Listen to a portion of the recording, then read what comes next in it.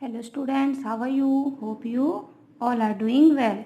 Last video में हम पढ़ रहे थे आपकी हिंदी गुलमोहर का पाठ 5 डॉक्टर होमी जहांगीर भाभा। ओके, और उसके आगे हम कंटिन्यू करते हैं। द्वितीय विश्व युद्ध के बाद डॉक्टर जो भाभा थे, द्वितीय विश्व युद्ध के जैसे ही शुरू हुआ उसके परिणाम स्वरूप उन्हें भारत आना पड़ा। ओके, उसके बाद उन्होंने बेंगलोर में नोबेल पुरस्कार विजेता प्रसिद्ध भौतिकीविद सीवी रमन के मार्गदर्शन में इंडियन इंस्टीट्यूट ऑफ साइंस के भौतिकी विभाग में रीडर के पद पर कार्य किया। ओके, जब वो द्वितीय विश्व युद्ध के बाद वापस आते हैं तब वे बेंगलोर में नोबेल पुरस्कार विजेता कौन थे? भौतिकीविद, प्रसिद्ध भौतिकीविद doctor C V Raman. Okay, C V Raman देखा है आपने? Yes, now look at this picture student. ये हैं डॉक्टर सीवी रमन। ओके, जिनके मार्गदर्शन में डॉक्टर भाभा ने भौतिकी विभाग में रीडर के पद पर इन्होंने कार्य किया। ओके, उसी समय सर दोराब टाटा ट्रस्ट की ओर से उनको एक स्पेशल रिसर्च ग्रांट मिला। इसी से उन्होंने अपने इंस्टीट्यूट में कॉस्मिक रे रिसर्च यूनिट की स्थापना की और पॉइंट पार्टिकल की गति के सिद्धांत पर कार्य प्रारंभ किया। ओके, उस समय भारत में एक भी ऐसा इंस्टीट्यूट नहीं था जहां nuclear physics, cosmic rays, high energy physics तथा अन्य उन्नत विषयों में मौलिक कार्यों के लिए अनिवार्य मीन्स जरूरी सुविधाएं उपलब्ध हों। ठीक है ना? तो उस समय भारत में ऐसा कोई भी इंस्टीट्यूट नहीं था जहां न्यूक्लियर फिजिक्स, कॉस्मिक किरण, हाई एनर्जी फिजिक्स, उन विषयों के मौलिक कार्यों के लिए कोई भी सुविधाएं, जरूरी सुविधाएं उपलब्ध नहीं थी, है ना? इसी का कमी ने भाभा को मार्च 1944 में सर दोराब जे टाटा ट्रस्ट के पास फंडामेंटल फिजिक्स में शोध कार्यों के लिए विभिन्न विभागों की स्थापना के लिए प्रस्ताव भेजने के लिए बाध्य किया। कि प्रस्ताव मीन्स एक प्रपत्र है जिसमें विचार विमर्श रहता है, संकल्प पत्र। ओके, नेक्स्ट है अप्रैल 1944 में इस ट्रस्ट के संस्थापकों ने भाभा के प्रस्ताव को स्वीकार कर लिया।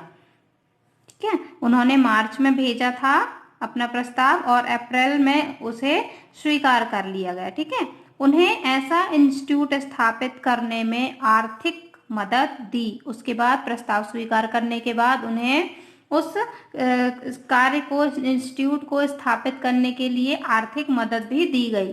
फिर है बम्बई का नाम इस प्रस्तावित इंस्टीट्यूट के लिए चुना गया। ओके, इस इंस्टीट्यूट को स्थापित करने के लिए क्या नाम चुना गया? बम्बई का नाम चुना गया।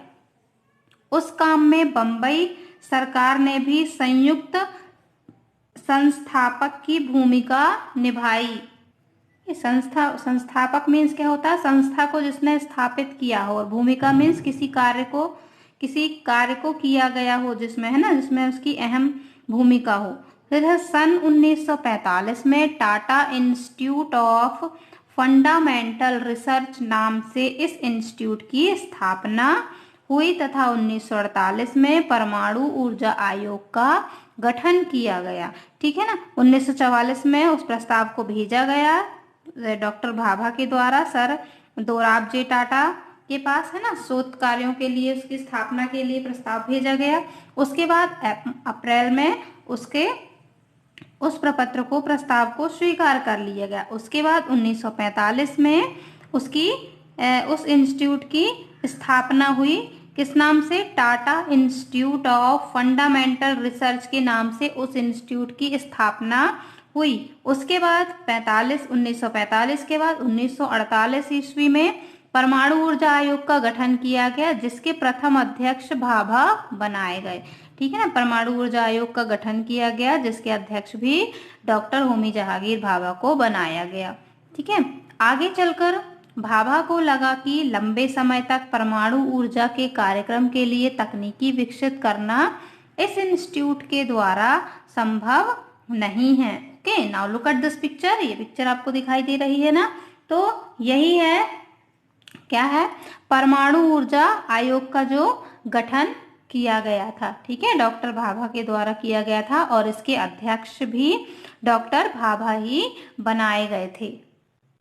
ओके, ये पिक्चर आपको दिख रही है ना, यही है परमाणु ऊर्जा आयोग का गठन हुआ था, जिस इंस्टीट्यूट की स्थापना हुई थी, जिसके प्रथम अध्यक्ष भी डॉक्टर भाभा ही बनाए गए थे। ओके स्टूडेंट्स, तो इस पेज को आप अच्छे से रीड कीजिएगा और इसमें काफ़ी सारे कठिन शब्द आए हैं जिनकी आप अर्थ इसे फाइंड कीजिएगा, और कुछ शब्दों के अर्थ आपको पाठ के पीछे भी दिए गए हैं जिनकी हेल्प आप ले सकते हैं और उनके अर्थ को समझ सकते हैं।